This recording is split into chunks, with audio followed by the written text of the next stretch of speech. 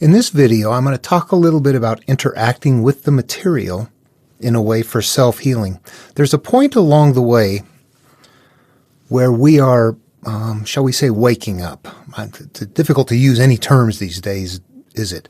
There's a point where we are changing, where we are realizing, oh, I want to change my life. I realize that what is happening in my life is a result of what is up here, and I want to change that. Somehow that process is happening in our lives. And having a conversation with somebody the other day, I was talking about this process, and they said, yeah, that would be a good video. And so sometimes I just need somebody to bounce something off of, and it kind of gets me going a direction.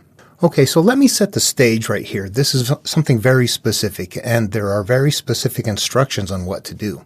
This is a point where we are, think in your own mind, you're on the mend. You're taking care of your past. You're resolving issues. You're learning how to let things go. You're learning how to find inner peace. But it's a little bit of a slow process. And we know we want to do it, but sometimes something happens. There's still situations in our life that trigger us. And later we catch ourselves and go, what is that? Why does that happen? Where does that come from? So we have to be at a point where we are no longer blaming whoever is triggering us. We have to be at a point where we realize this is a trigger. It's a fruit, that there's something deeper, but I can't get a hold of what that deeper is. We have to be that far along. If we're at a point where we're still blaming whoever it is we're fighting with, we're not going to get anywhere. We have to be at a point where we get triggered and we can step back from it and say, oh my God, it's happening again. How do we do that? How do we recognize what's going on? How do we step back from it? How do we interact with it? The material shows us that, or tells us that. Okay, I want to read from 5 different verses here. I've got 5 sources. I'm going to be using the NRSV Bible and reading from a short couple verses from Matthew, Mark, and Luke, and then from the Gospel of Thomas, verses 98 and 103. We'll start with Matthew. How can one enter a strong man's house and plunder his property without first tying up the strong man? Then indeed the house can be plundered. From Mark. But no one can enter a strong man's house and plunder his property without first tying up the strong man. Then indeed the house can be plundered. Then Luke. When a strong man, fully armed, guards his castle, his property is safe. But when one stronger than he attacks him and overpowers him, he takes away his armor in which he trusted and divides his plunder. And now on to Gospel of Thomas 98. Jesus said the Father's kingdom is like a person who wanted to put someone powerful to death.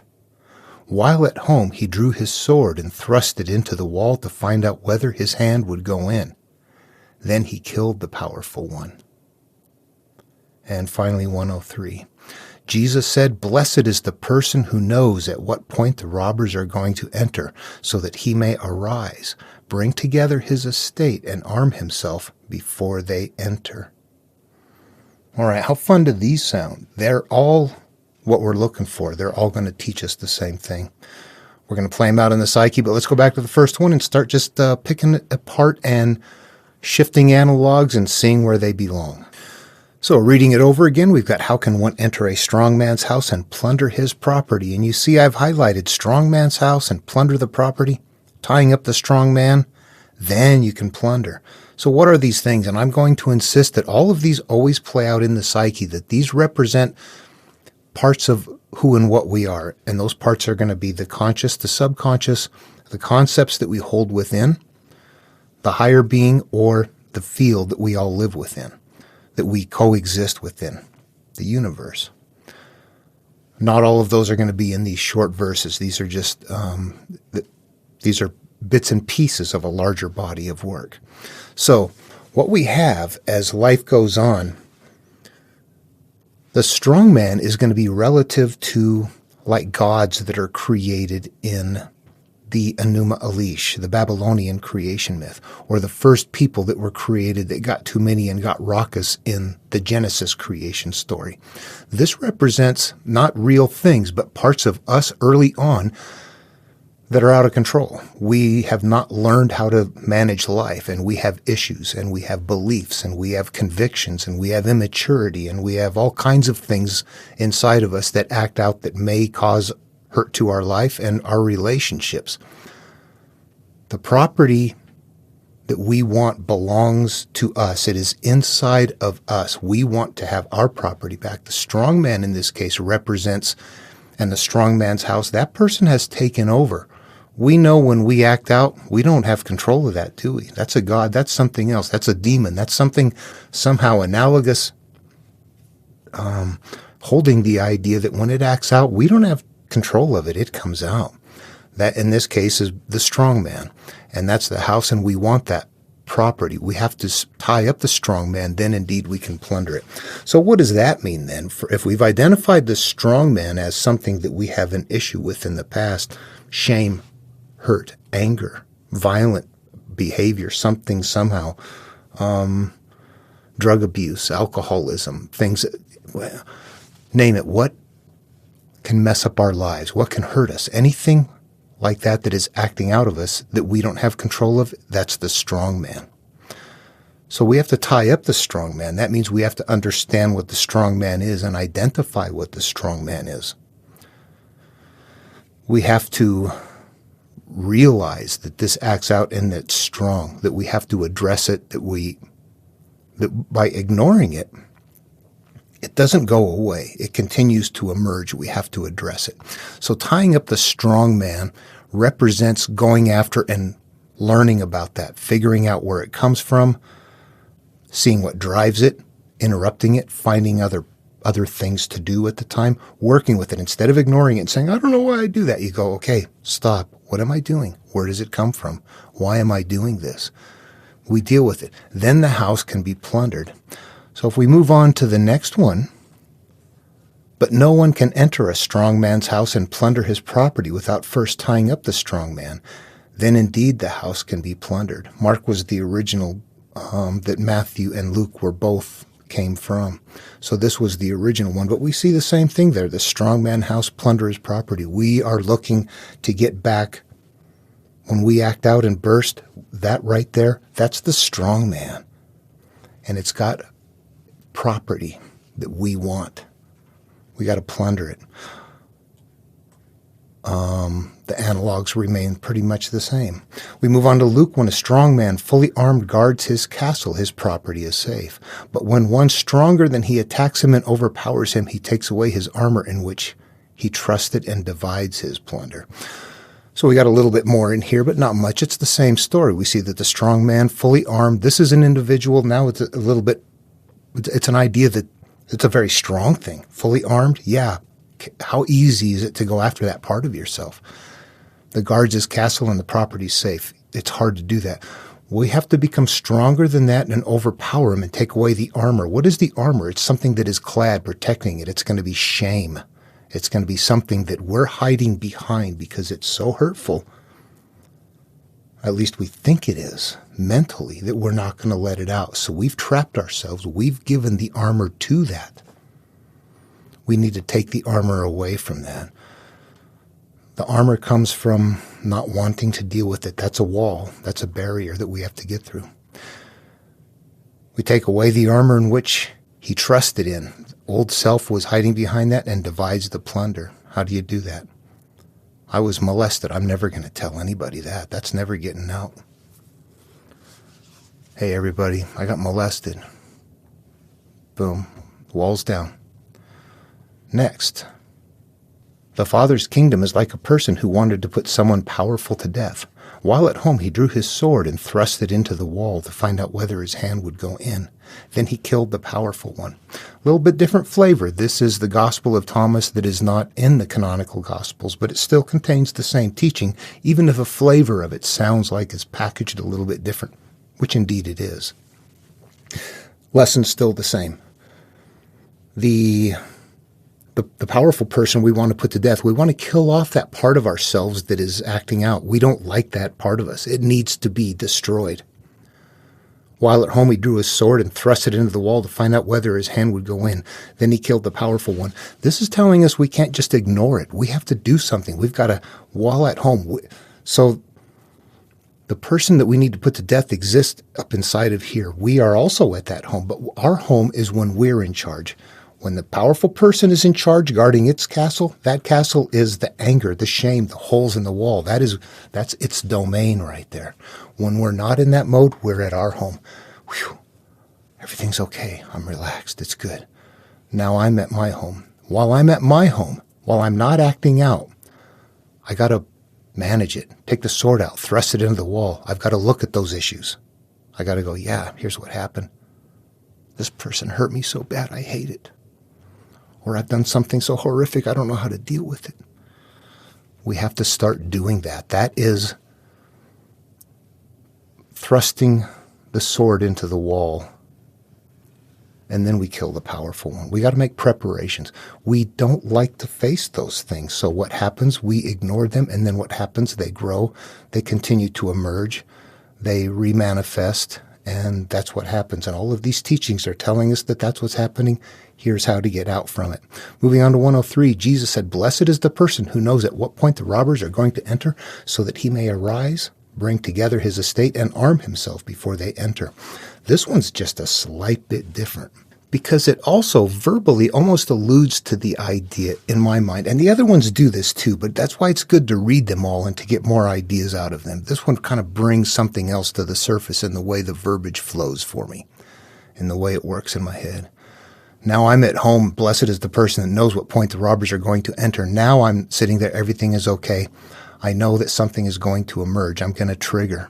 I'm going to arm himself before it enters. This time I haven't killed it. This time I'm realizing something I don't have a hold of. I try. It comes out. What am I going to do? I need to start arming myself. I need to think, all right, every day I say I'm not going to drink anymore, but at night I get alcohol anyway. I need to interrupt that. I need to do something else. I need to arm myself. I need to get involved in some other activities, go buy a bicycle, hang out with friends, do something somehow, somewhere else. Instead of just staying in the same patterns, when you know that this is going to happen, you come up with something different. But that's not all. Sometimes getting triggered out is not a daily thing. Sometimes it's very infrequent, and you don't know why. Something between you and a spouse. This has happened with me, where we have issues both in the past before we were able to manage to work through them. These kind of things emerge. And at some point you realize this is cyclical. There's something happening here on a regular basis that we can't get a hold of. So let's recognize that. And next time it comes up, we made the pact. Once we recognize what we're getting triggered with, we stop and one of us says, "I love you" to the other person, which signals to the other one, we're doing this. Don't do it. Stop. Let's back away. This is just the final manifested fruit from something that's at a deeper level, and it's the deeper level stuff that is causing the issue. So let's not go and have this big screaming. Let's make it bigger. We need to de-escalate that and understand that there's something we need to go after that's deeper. That is where the next part of the video comes in. How do we know what that stuff is? Sometimes we do. Sometimes you don't. Sometimes you go, "I don't know where that comes from." It's hard. Other times you go, "Yeah, I know exactly. This happened to me, and I hate that, and that's why I am this way." Other times you think, "I don't know why I do that. I really can't put my finger on it." So what do we do next? In the interest of speeding this up, I'm going to stop posting verses, but I'm going to talk about things that everybody's very familiar with. These are going to be very common if you're of the Abrahamic descended teachings. And it has to do with fruits and seeds, plants, things that are growing. And so Jesus teaches that we're known by our fruits, and there's a variety of things in there. But right in creation, in Genesis, in the beginning, there's a point where God creates the plants and all the seeds within them, and all of the plants existed with their seeds within them. There was this emphasis about whatever, I'll tell you straight up, whatever manifests comes from something of its nature. You might see a tree growing and think, "I don't know what that tree is." But the fruit eventually grows and it's an apple, and you go, okay, it's an apple tree, and it came from an apple seed. You know, in the simplest form, that's how it works. In the spiritual realm, this is how it's working. You act out, and you don't know why you're acting out. You have to stop and separate yourself and look at the trigger. What is it relative to? Is it relative to the teenage boy that never does things right? Oh, like me when I was a kid. Is it relative to something that you maybe have forgotten or thought it's not a big deal or something like that, but you realize at some point the nature of what is coming out of me is based on the very nature of what is inside of me. If I'm acting out in some ways that are anti this or anti that, hate this, hate that, I'm showing walls. I need to be able to step outside myself and say, what are these relative to? Am I complaining about finance? That's my issue. Am I complaining about people? That's my issue.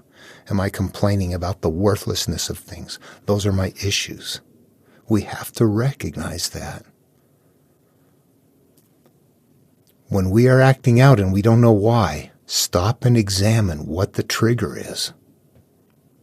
Look for the commonality in it. Find out that it's relative to something. Maybe there's a number of them. A lot of us have a variety of issues. And it's in the most direct terms, I guess, that I can think of is that the analogy is that this is our garden, that our life is our garden, that what we produce from our life, what manifests into the physical world, is based on what seeds are growing in our garden.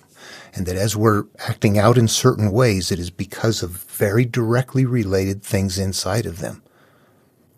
There's going to be certain actions that are going to be repetitive actions that emerge from a certain place. And that is beliefs, convictions, emotions. They're going to be mental processes that are put away, not dealt with, not managed, or accepted, or loved by the person, acted out by the person. What we're trying to do is recognize those things in us and get rid of all of them. We didn't know about it when we're born, and when you're growing up, you get that stuff, and at some point, if you're lucky, you go, oh my God, how do I get rid of this? You start getting an opportunity to clear the mote out of your eye. Anyway, okay, I wanted to talk about that. One more thing. Sometimes you're with a spouse. You're trying to grow, and your spouse, you might have issues with the spouse, and they might be like, you got a problem. I don't want to talk about it. You leave me alone. It makes me mad. Something like that. Meanwhile, you're recognizing the two of us have got an issue, and they are not ready to deal with it because they're blaming me for yelling when we just sat here and mutually had a yelling match. It's still your fault. They're not ready to take responsibility for their role. So you're going to be, that's it. You have to find something different on your own then at that time. You have to recognize that that's happening and that it's going to emerge, and maybe you don't get that opportunity to recognize it with them. You have to be able to find some way to back away from it, though, recognizing it's going to happen. Pull away from it and know that, if nothing else, that what is emerging, this anger, this flare-up, is showing you the emotional state of what is stored away. It's showing you the anger and the feeling. It's showing you the value of what is growing in the garden as it emerges. It is not what is real. It is the emergent property of what is hidden away that is not dealt with. Looking at it and seeing what it is helps you recognize what it is and turn and face it. You see why the material is nested very deep. Anyway, okay. I think that's it for this video. I'll go ahead and wrap this up. I hope it was helpful. It's been good information for me. It really helped me face a lot of things as I had things continuing to happen in life. At first, you got big stuff. You know exactly where it comes from. You're like, oh yeah, I remember that. I remember that. I hate that person. You don't have any issues finding things. But at some point along the path, you might be going, I don't know why things are still not okay. I can't remember things anymore, but I still am not acting right. Sometimes that happens. And if you focus on them and look at them and see that they're observant, sometimes they're vestiges of your memories put away. your little self, your person back then that was hurt. You deal with that issue. But what you don't deal with is when you got hurt and you dealt with all of that, that in between the times you were hurt, you sat for long periods of time in the closet or sniffling in the woods or something like that and hiding out. And those moments, you're also wiring your brain. You have to go address those moments too. They're going to emerge. There's memories in there still that are not dealt with sometimes. Then you have to just go back. I imagine in my mind, I'm my new self going back and addressing my little self. Hey, Danny, how you doing? I just do that in my mind. All you're doing is addressing memories and letting them know that it's okay and it heals. But sometimes you have to do that. If stuff keeps emerging, follow it in. It's a plant that has a certain nature. It's a cyclical occurrence that has a certain frequency that emerges from an event that very directly drives that. Find that spot, follow it in. I suddenly flash on Jack and the Beanstalk. He throws down the beans and it grows up and they climb up. But we're doing the opposite. We're on top waiting for the fruit. And as soon as you see it, stop it before it hurts anything and crawl back down to the seed. Go find it. Go see where it comes from. Look at the nature of what it is. Be honest about it. Hope the video was fun, helpful. Love one another. See you in the next video.